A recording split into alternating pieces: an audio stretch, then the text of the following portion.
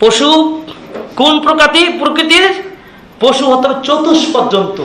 চতুষ্পদ জন্তু তিনটা, একটা হয় উট, আর নাই গরু, আর নাই ছাগল। ছাগলের মধ্যে দুম্বা, ভেড়া এগুলো পড়ে যাবে। এই তিন শ্রেণীর পশু জবাই করবেন। আল্লাহ পাক এগুলোকে আপনাকে আমাকে বাহিমাতুল আনামগুলো রিজিক হিসাবে দিয়েছেন।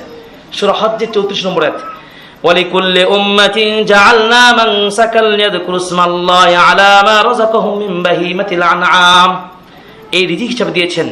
এই চতুষ্পদ জন্তুগুলোর মধ্যে উত্তম কুরবানি কোনটা?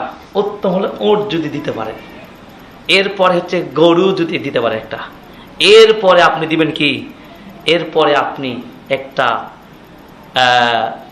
ছাগল বা বকরি এককভাবে। এই উট, গরু, ছাগল এগুলোর মধ্যে কি পার্থক্য হচ্ছে কি, উট এবং গরুতে সুস্পষ্টভাবে 7 জন অংশগ্রহণ করা যাবে, আর এখানে 7 জনই তাদের পরিবারের পক্ষ থেকে কুরবানি করবেন। সেই 7 জন তেমনই সমপরিমাণ সওয়াব পাবেন যেমন ভাবে একজন ব্যক্তি তার পরিবারের পক্ষ থেকে একটা বকরি জবাই করে যেমন সওয়াব পাবে।